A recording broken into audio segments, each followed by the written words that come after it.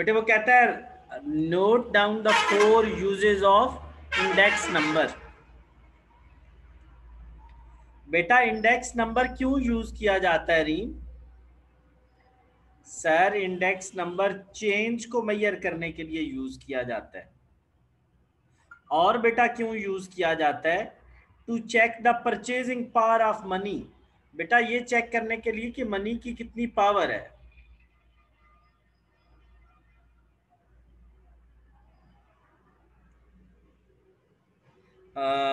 ठीक है रीम। बेटा परचेजिंग पावर लोगों की चेक करने के लिए कि लोगों में कितनी पावर है परचेजिंग। ठीक है, लोग कितने, मतलब लोगों में कितनी पावर है परचेजिंग, कि पिछले साल इतनी परचेजिंग पावर थी और इस साल इतनी परचेजिंग पावर थी।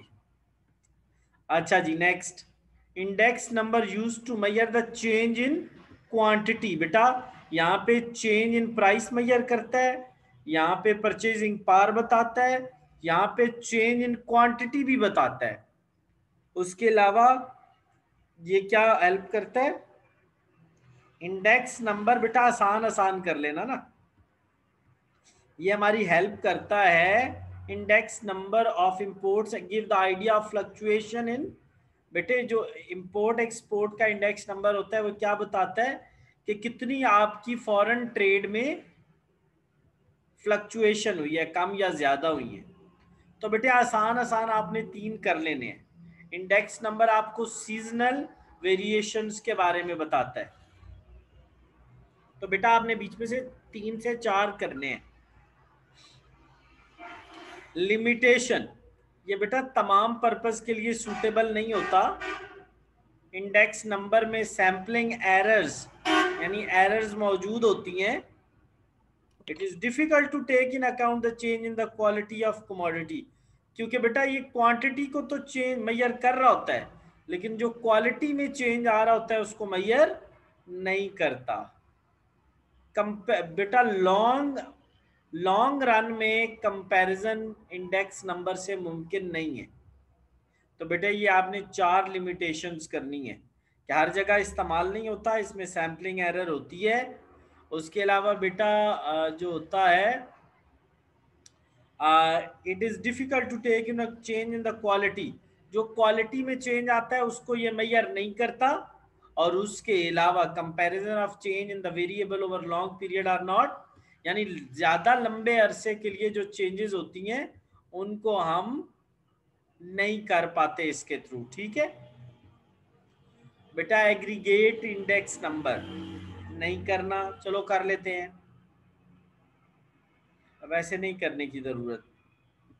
Simple aggregate method, in simple aggregate method we take year wise total of commodity and then adopt fixed base method। बेटा ये भी नहीं करना।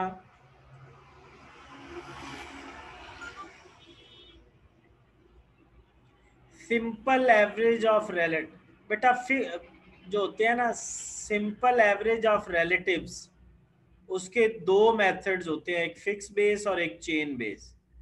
बेटा जो होता है, क्या मैंने बताया, सिंपल एवरेज ऑफ रिलेटिव्स जो होते हैं या जो होते हैं बेटा, वो कह रहा है कि explain average of price relatives. जो प्राइस रिलेटिव्स होते हैं उनके बारे में कोई नहीं करने की लोड रीम, ये और ये करो बस। बेटे मैंने क्या बताया था, फिक्स बेस क्या होता है? सर वो जिसके अंदर under simple average by fix base method first of all we will find the price, quantity or quality for each commodity and then average them by taking the arithmetic mean। रीम ये भी नहीं करना बेटा, ये भी नहीं करना, ये करना है लेस्पियर का फार्मूला, पी क्यू इधर नॉट, इधर नॉट, इधर नॉट और इधर एन। बेटा पास्ची में क्या होता है, पी क्यू। बेटा मैंने आपको फार्मूला ये बताया था, पी क्यू पी क्यू। तो मैंने क्या बताया सर, आपने कहा था पी नॉट क्यू नॉट और ये एन। बेटा इसने क्वांटिटी इंडेक्स कहे हैं। आपने बेटा पेपर में क्वांटिटी इंडेक्स नहीं आते, पेपर में आते हैं प्राइस इंडेक्स। क्या आते हैं? Price index. तो आपने ये जो फार्मूले में यहां से नहीं करने बल्कि कहां से करने हैं? बुक से। बेटा ये वाले फार्मूले यहां से नहीं करने, बुक से करने हैं प्लीज। बेटा वो जी कह रहा है कि जनाब जो लेस्पियर इंडेक्स है उस पे शॉर्ट नोट लिखें।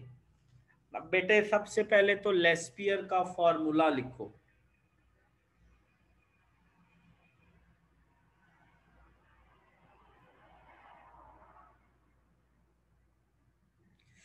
बेटे लेस्पियर का रीम क्या फार्मूला होता है सर? P Q. आपने कहा था सर यहाँ पे नॉट, यहाँ पे नॉट, यहाँ पे नॉट, यहाँ पे एन, यहाँ पे सम, यहाँ पे सम, यहाँ 100, यहाँ 100।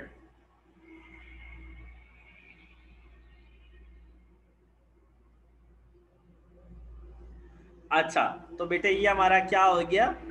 Laspeyres index. अच्छा ये Laspeyres index we take base quantity, base year quantity as a weight, it is called base year weighted index. बेटे देखो ना, ये नॉट और नॉट जो होता है ये बेस ईयर होता है, तो इसको हम क्या कहते हैं? बेस ईयर वेटेड इंडेक्स भी कहते हैं।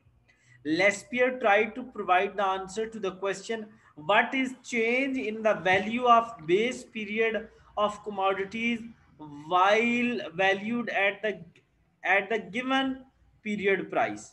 बेटे ये कहता है कि ये जो लेस्पियर इंडेक्स है ये क्या बताता है? चेंज इन बेस पीरियड, इसको कहते हैं बेस पीरियड। बेटा इसको क्या कहते हैं रीम? नॉट को क्या कहते हैं? Base period. Change in base period, बेटा base period of commodity with respect to given period of price, with respect to given period of price. बेटा गिवन पीरियड इसको बोलते हैं, गिवन पीरियड। ये जिसके साथ एन लिखा होता है उसको गिवन पीरियड कहते हैं। तो बेटे ये आपने करनी है और कल हम इसको इंशाल्लाह वाइंड अप कर देंगे, ठीक है? जी। तो कल रीम इनको मैं सुनूंगा।